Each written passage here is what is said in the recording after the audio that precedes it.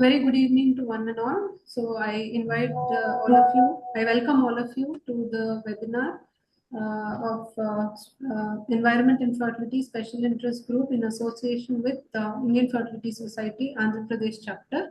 So it's a great pleasure to have Dr. Gauri Devi ma'am with us today. I invite our chairpersons, Dr. Padmaja ma'am and Dr. Anita. I request them to just say a few words about Gauri ma'am. We're having Madam CV. Ma'am, CV. Shall I start then? Ma'am, I don't have CV. Okay, fine, no problem. Dr. Gauri is one of the very senior practitioners in fertility. I think she's been there from the time when in the embryology lab they used to make media and pull the pipettes. She is the president-elect of the Fertility Preservation Society, and she was the past president of IFS.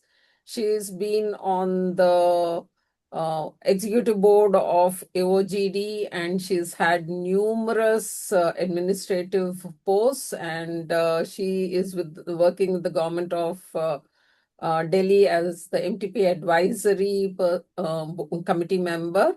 And it's a pleasure to have you, madam, with us. Thank you for taking time to spend time with us. And this is one of the background things that has silently crept and crashed fertility, I feel, the environmental toxins. So let's see where we are heading. Welcome, madam. Thank you, Padmaja, for that. Environmental toxins, it was always, somehow a subject dear to my heart. Here in the university, Delhi University also, I've gone and given them lectures regarding PCOC and PCOS, endometriosis for plasticides, pesticides, etc. I was also once SIG convener of environmental toxins and fertility, and we actually wanted to bring in a book also. Somehow it didn't materialize. The book is still lying there. So today I shall be talking to you on environmental toxins and fertility. Where are we heading? When we talk of these toxins, one is behavioral and lifestyle associated, other is environmental and occupational. So lifestyle associated tobacco, alcohol, cannabis and recreational drugs, and marijuana. I don't know about Andhra how it is, but in Delhi, I practice in the university area, and there I see when we talk many a time, the patient tells us, yes, doctor, I do occasionally smoke marijuana. That has become that common since the time it has been legalized. Then we have pesticides like organophosphates, plasticizers, microplastics, PFAs, as well as air pollution and particulate matters. All these are there as toxins with us. Now, if you look at the global you will see that the sperm concentration, there is a decline in about 51%. And if you see the total sperm count for the same period, there is a decline for 62%. As you can see here, what was in 73, this is the global perspective. What was at 101 million, now it has come to 49. That was the 2018 statistics. This is a study from Lucknow. That is for the last 37 years. If you see the sperm, the linear progressive motility of the sperm, it has come down from 70% to almost 30%. This, as reproductive medicine specialists, we find it that many a time, the count as well as the motility as well as the morphology is less. You can see the sperm concentration for ml. What we used to see 20, 30 years ago as 120 million, 110 million, now it has dwindled to 30, 40 millions. If you look at the India's total fertility rate, this has come in times of India. As you can see here, the total fertility rate has come down. Even in the urban population, it has actually come down to less than the normal balanced fertility rate which should be there to keep the population equal. What they're saying is this, that's lower than the France's rate. And if you look at the urban population, it is very less. It's about 1.8. Even the rural, it is coming down. Now, the decrease in fertility could be by design. The women, they are working couples, they want to postpone conception, or there are, they feel they haven't made enough money to look after the children, or there is no support system. Because of that, by design, they avoid. But by default, that is exposure to the toxins, environmental constitutions, which make it difficult to conceive, changes in lifestyle interfering with the reproductive wellness. You see, a significant cause of this progressive loss of fertility is the increasing body load of environmental toxin in both men and women, as you can see there. Now, what is it? One, there are 4 convergent pathways. One, endocrine disruption. We have endocrine disruptors like xenoestrogen, anti-androgens, which are BPA, phthalates, alcohol, which disturbs the HPG, HPO axis. They alter the hormone signaling. Then oxidative stress, because of the reactive oxygen species, sperm, which will affect or injure the oocytes, sperm granulosa cells, etc. Then epigenetic change. Some of the methylation changes documented for cannabis smoking, sometimes these are transgenerations. With the epigenetic change that goes transgenerational risk, even the offsprings and their offsprings are affected. Then there are direct gonadal toxicity. Some of the particulate infiltration of cytotoxicity like microplastics, pesticides, etc. Now, if you look at lifestyle associated exposure, tobacco is this a large meta-analysis which is of 2016. They have studied almost 5,800 men. They found that the sperm concentration, motility, and morphology gets affected with smoking. The effect is greater in infertile men and moderate or heavy smokers group. And the ASRM 2024 committee opinion reports a dose-dependent average decrease in sperm concentration comparable to extended to vaping and marijuana as inhaled product use rises. So vaping is another nuisance. Vaping is also banned in India. But the problem is from China and other places, this comes as a gray route. And people do, even women, this area, even women do vaping, and we don't know what sort of chemicals they use there. That is equally bad. Oxidative stress from cigarette smoking, nicotine and cotinine associated DNA, chromosomal damage, meiotic spindle disruption, dose-related Y chromosome disomy, all these are reported with this. What is the effect of tobacco on female fertility? Miscarriage and offspring birth defects rate are among the highest in the patients, and smokeless tobacco also lead to increased miscarriage rates. Women who smoke are more likely to conceive a chromosomally unhealthy baby. Tubal pregnancies and preterm labor are also found to be occurring in the female smokers.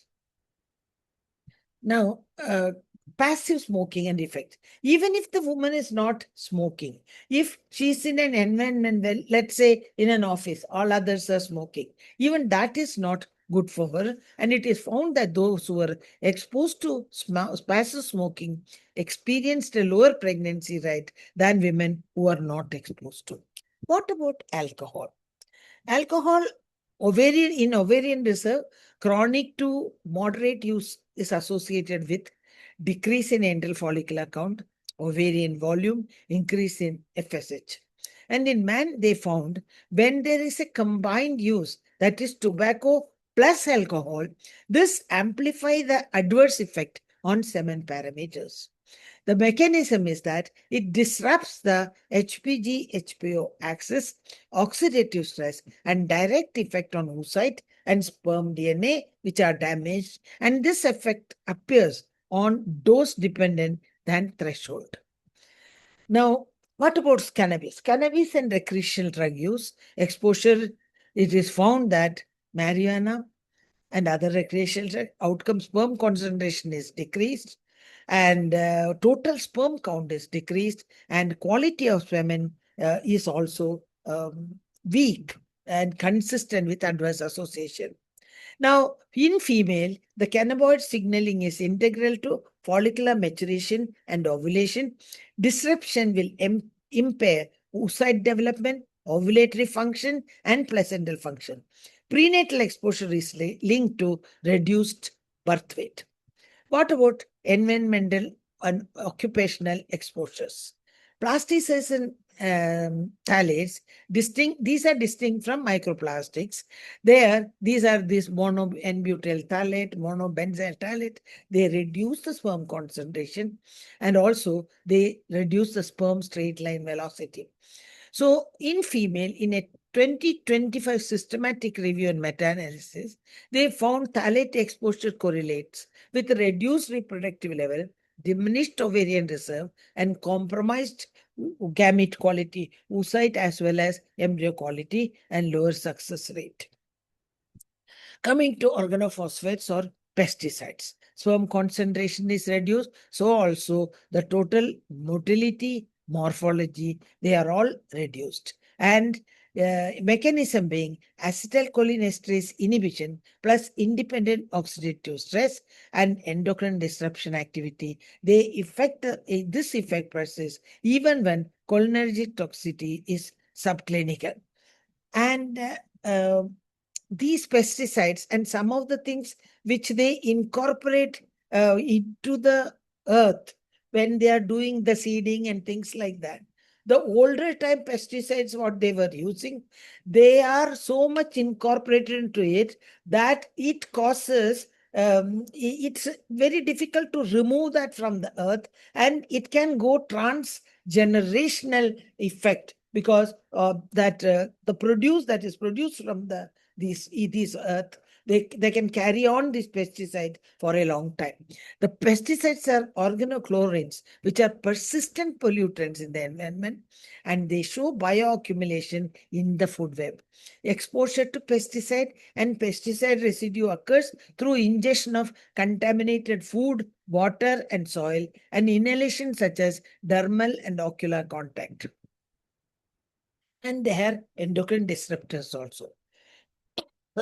Coming to female reproductive outcome, these pesticides cause low fecundability, miscarriage, IUGR, and preterm birth, poor development, etc.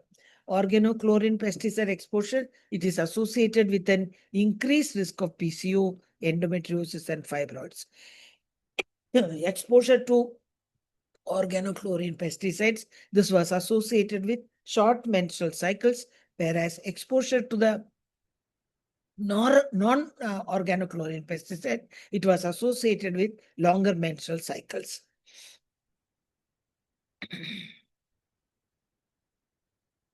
What about microplastic? Microplastic, what they have found is this is directly detected in the organs. That is still worse. When they compared, they found that follicular fluid itself contained in 67%, they found the microplastic. In testicular tissue, 68%, and in semen, 54%. So they act as vectors for other EDCs like BPA and phthalates, absorbing and co-delivering them into reproductive tissue, compounding the endocrine pathway alone. That is another headache. PFAs, they are preconceptionally, they reduce the ovarian reserve, hormonal disruption, poor IVF outcome. In pregnancy, they can cause preterm death, preterm birth, fetal growth retardation, and preeclampsia. Associated disorders like PCOS, endometriosis, and reduced fecundability. The mechanism being granulosa cell toxicity and disrupted FSH dynamics drive premature ovarian insufficiency. The regulatory gap is newer replacement, PFAs, they are trying to bring in Gen X type of thing. They do not consistently show low reproductive toxicity than the compounds they are replacing. So regulation is also, it also remains reactive chemical by chemical. Since how long we have been saying the single-use plastic should not be used, don't use plastic bags, try, but we are still using it. That is the thing. What about air pollutions? The PM 2.5, that is the particulate matter 2.5 NO2 exposure linked to impaired ovarian reserve and reduced ART success rates. Besides, heavy metals like lead, cadmium, and mercury remain established gonadotoxin via oxidative stress. So, why this matters clinically is, unlike many consumer products exposure, air quality is a population level exposure. Clinician can meaningfully counsel on location, indoor infiltration, timing around ART cycles. They are concrete actionable points. What I'm trying to tell you is that, Delhi, you don't face it in Andhra. Here, in the month of November, December, there is a lot of pollution because from Haryana, they burn something, all that pollutants come here. There was a study from Gangaram Hospital where the embryologist said that time, we all have doors which are, pressure doors, and nothing seeps into the embryology lab and etc. But still they found that the embryo quality was poorer at that time compared to the other time. So where are we heading with this? Evidence is association, mechanism, and direct tissue detection. We are moved from epidemiology to finding the particles and markers literally inside the gonadal tissue, as I showed you. A major shift across all exposure classes in the last 2 years. Regulatory trajectory is that slow, reactive, chemical by chemical, the PFA replacement problem, and continued high volume phthalate pesticide use, despite known signal, they show regulation lagging the science. Just as an example, let me tell you, when I went to US, there's someone there, a doctor was telling me that they inject the cows with estrogen to yield more milk. That milk is pasteurized and supplied, and the girls there are getting PCOS. You see, so what is the regulatory trajectory that we have? That is one other thing to be seen. The clinical trajectory being structured exposure, history, behavioral, occupational, environmental. They are part of the standard fertility workup, mixture exposure thinking over single toxin thinking. It is not single toxin. We are exposed to multiple toxins now. So the practice implications are structure. When we take the history, structured exposure history, tobacco, vaping, alcohol, cannabis, recreational drug usage, occupational exposures, whether they are agriculture, manufacturing, dry cleaning, plasticware, cookware, everything. We have to take a detailed history. Counts in on modifiable behavioral exposure explicitly, like tobacco, alcohol, cannabis, etc. Flag occupational exposure, pesticide applicator, industrial solvent workers. Think in mixtures, not as a single toxin. One may be exposed to multiple of them. And track this literature actively, because tissue level detection methods, they are advancing faster than clinical guidelines can follow. So my takeaway message will be behavioral and environmental toxin converge on the same few mechanisms, which means counseling does not need to wait for the perfect casual proof on every single chemical to already change practice today. Thank you very much. These are all the references I've taken from, and thank you very much for a patient hearing. Thank you so much, ma'am. You nicely, elaborately explained how these toxins are actually affecting us. So when many patients come to us and they say that they eat healthy, their they're exercising regularly and everything is fine. They're young and they're not yet conceiving. I think we have a few answers here. Ma'am, any inputs, Padmaja ma'am? Andhra Pradesh is basically an agricultural area, madam. Yeah, So we were one of the leaders of the food revolution, the green revolution. yeah, So we have the food bowl, rice bowl, and all of the yeah, country. true. So I feel the additives that are going to make yield of rice Ah, or pulses or anything, a lot of additives go in, a lot of pesticides go in. So those must be there along with our DNA in all those methylations, ethylations, chlorinations. I don't know what all is happening. yeah, So true. even in lean, rural, young women, we are seeing bonsai versions of PCO in their ovaries, madam. They come with, Exactly. This you is what understand I'm. what I'm trying to tell you? It is Yeah, not that classical Western decree of 10 centimeter cube, lot or 20 follicles. You yeah, see only 5 to say 6 centimeters, but there are multiple small follicles. yeah, And true. their thin endometrium, they're anovulatory. And So novulatory. that group is also, I feel, a significant number Yeah. that is there.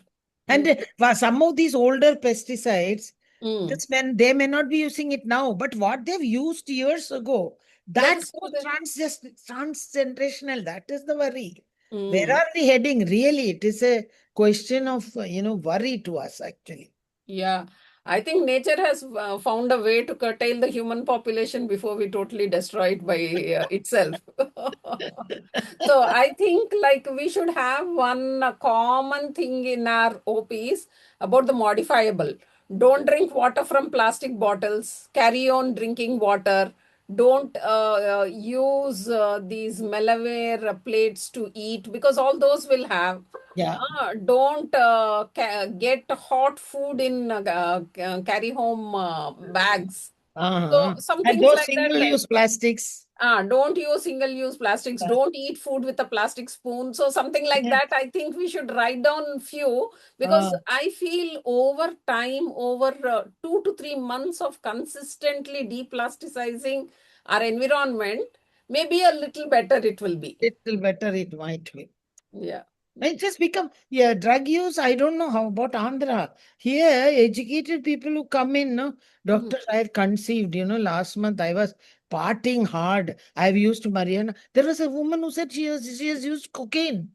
Mm. I don't know where we are heading. The society is also heading not in a very good way. Maybe because Even I'm old, I feel like. no, madam, even here, I think it is slowly changing.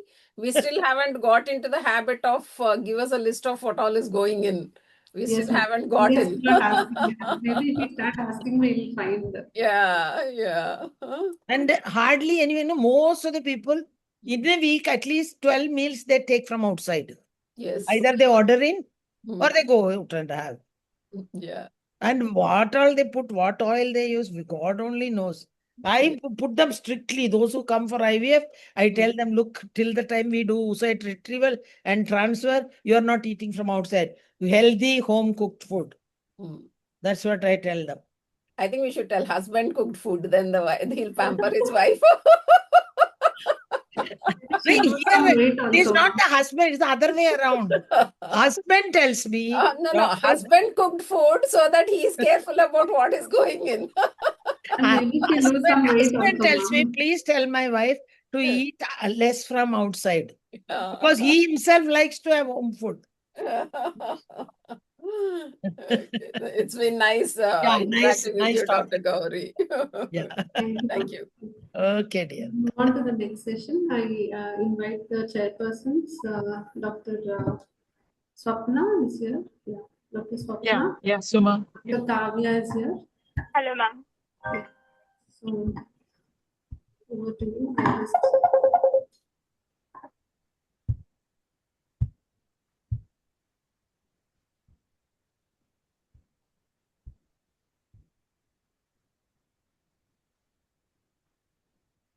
so I think Dr. Suma's talk is is also very, very relevant because Vijayawada has become hot and hotter and hottest, and I think the whole of Andhra Pradesh is facing that. Yes. So let's listen to Dr. Suma on climate change, heat stress, fertility, and the crisis that we are facing. Yes. Kavya, you're going to introduce Dr. Suma? I think they're muted. Or Swapna? Definitely, ma'am. Yes. She's a sweet consultant from 49 Hospital, Vizag branch. She's actually our Vijayawada. Vijayawada branch. Andhra Pradesh. She has received many awards and she has given a lot of speeches. Over to you, ma'am. Yeah, thank you, Kavya, for that kind introduction. So, yeah, climate change, heat stress, and fertility, which is another emerging reproductive crisis. So, like as Gauri Devi ma'am rightly pointed, the total fertility rate in India has come down to below the replacement level now, currently. And when we look at the male fertility as well, so the average sperm count of men worldwide in 1973 has come down by almost 50% now to 49 million per ml. So this was an article in Trends in Ecology and Evolution, which says that there are, the climate change may render population extinct also due to fertility losses. So there are a few species which have become extinct also because of climate change. And what is really affecting us, or one of the most important reasons for this climate change is the global warming that we are all hearing about. So this is actually one of the diagrams which my son drew for his global warming. So I was like, okay, I can make use of it today. So the global warming is causing the temperatures to rise consecutively year on year. And most of it is because of the human activities, which is the primary driver of the climate change. Greenhouse gas emissions such as carbon dioxide and methane act like a blanket wrapped around the earth, and this traps the heat and it is elevating the temperatures. So climate change, because of all this global warming, it is not just about the rise in temperature. Apart from this, there are other systems or other things also that are getting really affected. So in 2021 report of the Lancet Countdown on Health and Climate Change, it says it's a code red for healthy future. And the climate change is also causing food shortage. It is decreasing the quality of the water. It is causing displacement from damaged homes and increasing the number of animal and insect vectors for disease as well. So it's not only about the temperature rise, there are so many other things which are interrelated to the climate changes that we are actually seeing. So apart from this rise in the temperatures that we are facing, there are also other natural disasters and calamities like storms, floods, drought, and changes in rainfall pattern that can affect socioeconomic status of an environment, inflicting malnutrition, poor sanitation, increased food and waterborne diseases, emergence and spread of infectious diseases that can procure and affect the overall health and thereby indirectly posing a threat to the fertility. So as rightly pointed out, the world is changing, and this is a picture from our own Delhi. It is the smog that we see. So whenever we go for Delhi for fertilization, we always end up coming with a sore throat. So that is the fog which is mixed with the pollution, and this is the Ganga water. 70% of water is unfit to drink in India, and 40 million liters of water is contaminated every day. And 25% of the food we eat is adulterated. It is more than 40% in UP, Rajasthan, and Jharkhand. And as Madam said, humans are consuming 40,000 and breathing 74,000 microplastics per year. So all of this and the environmental change is causing a lot of effect on fertility. So let's focus a little bit on the heat stress. So reproductive tissues function only within a range of ambient temperature in which when exceeded, adversely affect the reproductive function. So it leads to gonadal heat shock proteins, which causes oxidative stress, and it also causes alterations in endocrine interplay. So The biological mechanism is whenever there is a lot of heat exposure, there is increase in tissue temperature, oxidative stress and reactive oxygen species increase. This can lead to impaired mitochondrial function. Inflammatory and heat shock responses get activated, and the potential targets could be testis, ovary, endometrium, as well as the placenta. So currently, the strongest evidence of the effects of heat stress in fertility is on the male fertility. So heat exposure have been associated with poorer sperm quality across observational and experimental studies. Reported outcomes include lower sperm concentration, total count and motility. Altered morphology has also been reported. Some studies demonstrate increased oxidative stress and sperm DNA fragmentation. There are a few limitations to these studies that they are heterogeneous exposure definition, seasonality, and occupational lifestyle confounding are also there. So temperatures exceeding 35 degrees Celsius can reduce spermatogenesis. A study published in Nature Climate Change discovered that male fertility concerns are prevalent in India as a result of heat waves, which reduce birth rates by up to 4.5%. This is cause for considerable concern in central India, where heat waves have increased tenfold since 1950. This is expanding fast each summer until the year 2025 as demonstrated. So this is a picture of the temperatures in midsummer in 2026, and we see most of the central India is around 45 degrees and higher. So temperatures in cities such as Nagpur and Delhi can approach 45. In Vijayawada also it has been approaching 45 in the last few years that I am here. So this is a article which tells us about the consequences of climate change and male reproductive health, which is a review article, and it says that heat stress can impair Sertoli cell function and germ cell development. Spermatogenesis takes approximately 74 days, followed by epididymal maturation. So semen quality measured today may therefore reflect environmental exposure several weeks earlier. This is, all of us know about this. Recovery after reduction of heat exposure is biologically plausible and has been demonstrated experimentally as well. And heat exposure can cause reactive oxygen species to cause mitochondrial dysfunction and membrane damage. So DNA damage and sperm DNA fragmentation can also increase. So this is a study where they have they have seen the association between ambient temperature and semen quality among sperm donor volunteers in South China. So they have seen that whenever there is an exposure lag of 10 to 14 days, you can see lower sperm motility. And if there is an exposure for 70 to 90 days, it affects both the count and motility. And if they have been exposed to high temperature for as high as 90 days, it is actually affecting the count, motility, as well as morphology. So the higher the exposure, the more the consequences. But also a few studies have shown that when things get normalized also, there is a revert. So definitely it is something that we can counsel our patients that, getting less exposed to heat can revert a few things as well. So this is a meta-analysis of the high impact of high ambient temperature on human sperm parameters. It's a review article in which it states that high ambient temperature negatively affects sperm quality, including decreased semen volume, sperm count, sperm concentration, motility, and normal morphology as well. So who are the ones who are actually exposed to so much of heat? We have all our agricultural and outdoor workers, construction and industrial workers, workers in poorly cooled indoor environments, people living in hot climates without reliable access to cooling, individuals with socioeconomic barriers to heat avoidance. So all of these are potential people who are actually exposed to the heat waves.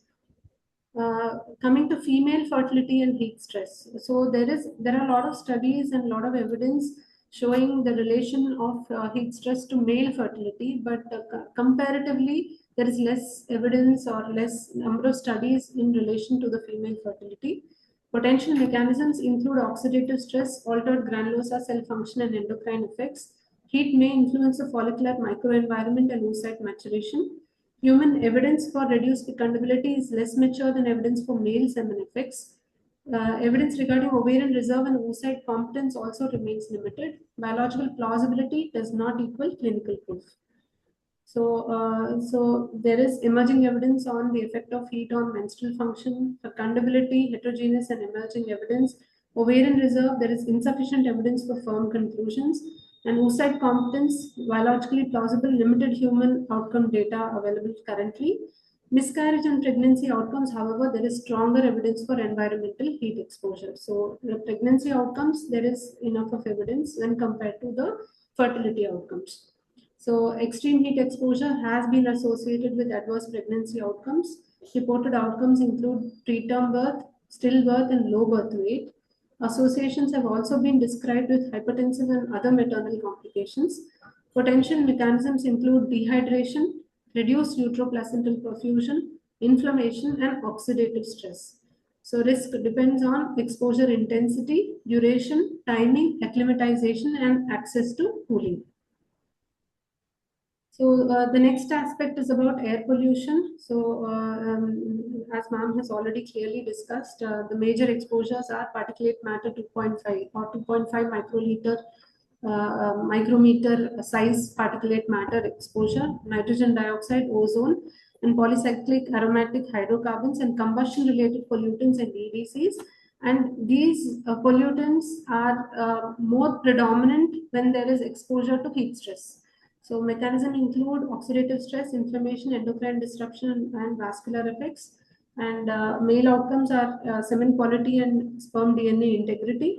Female outcomes are fecundability, ovarian function, and pregnancy outcomes. Climate change and air pollution often coexist, creating a complex environmental exposure mixture. So this is how the effects of air pollution on the male reproductive system. So it can decrease the nitric oxide synthase and can cause erectile dysfunction. Increased ROS can reduce testosterone, which can reduce spermatogenesis and decrease the fecundity. So this is a meta-analysis of effect of air pollution on male fertility, which says that there is consistent modest negative association between ambient air pollution and key semen quality parameters, underscoring air pollution as a modifiable risk factor for male fertility. Further studies should define threshold exposure and evaluate protective interventions.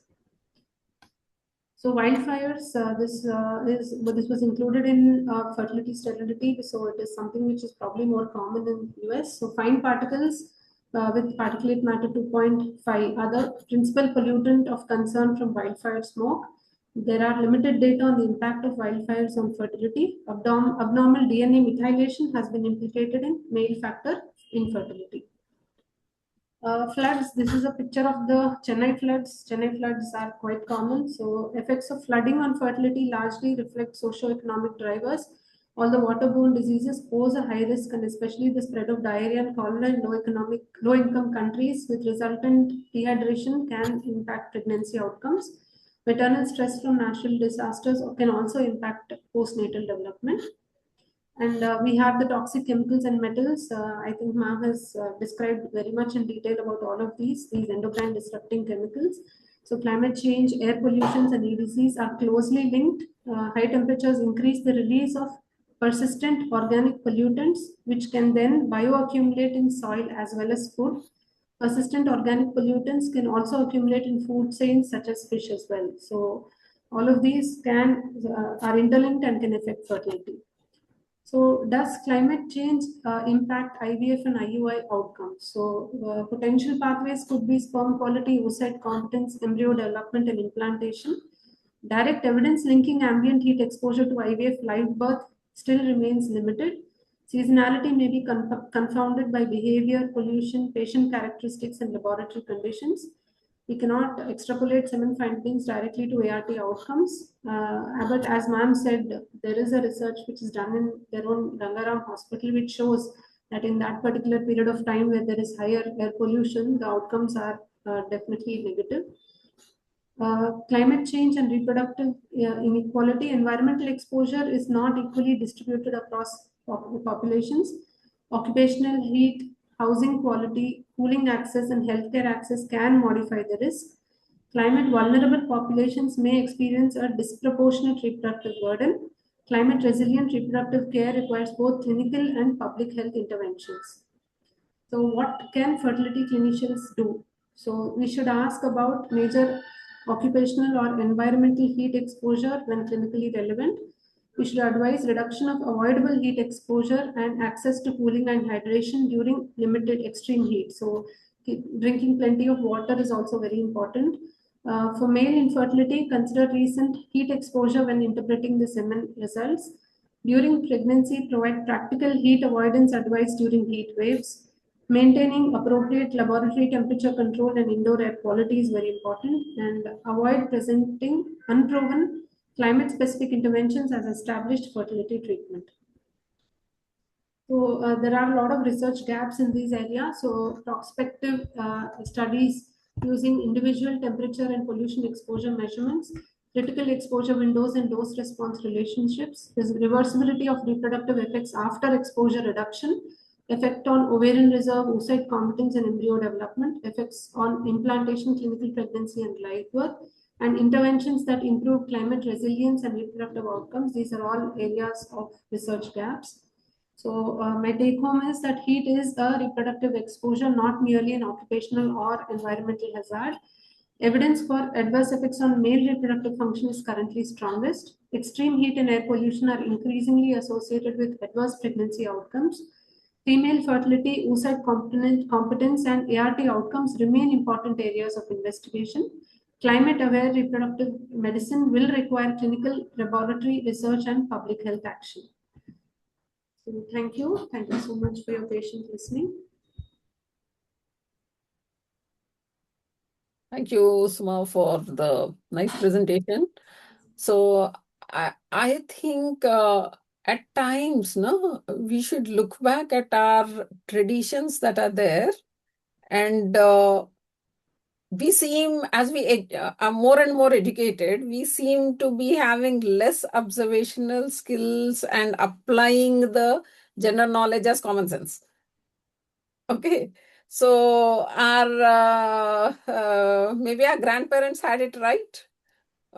They would wake up in the morning, go off to the fields or do off all their work. When the peak summer area was there, it would be food and siesta, and then evening at 5 o'clock when the heat is much lesser, they would get back to their social activities. So we should slow down, think what was the wisdom that was there, rather than try to come up with go in the peak, have more AC that is consuming more coolants, that is sending more ozone, that is destroying our the shield cover that are there, making more holes instead of going more and more and more. Maybe we should be doing pausing and stepping back and trying to do less. Yes. Absolutely, ma'am. We should go back to the old ideas. Too much of indoor activities, so we are vitamin D exposure also is becoming less for us, ma'am, nowadays. Yeah. Very extreme, actually. So how many of us are really just breathing cool air at what time? Yeah. So you look at how we are moving, and I think, and unless we start critically thinking and making changes in our behavior, our children will definitely never ever know it. True, ma'am. So Anita is a prime example. Anita. I mean, you all have young kids, no? So it is like they're going to follow your behavioral patterns you're going to emulate. You can't tell them. It is that they're the greatest observers. Yes. Yeah. So anyone, any other comments, please share. You're muted, Anita. Yes, ma'am. So I was just listening to both of the talk. It was like, so many things around us. We need to, make sure, even the smallest thing gives to greatest damage without our knowledge. Subconsciously, we are not, we keep that behind. We don't put that in the front. We keep other factors in the forefront, but we keep things behind. But that is what is silently attacking us, damaging all our endocrine disruptors. Those are the correct endocrine disruptors we are facing right now. Yeah. Okay, ma'am. Thank you so much. Thank you, everyone, for joining today. So we'll sign off. Thank you. Yeah. Thank Thank you. you. Thank you.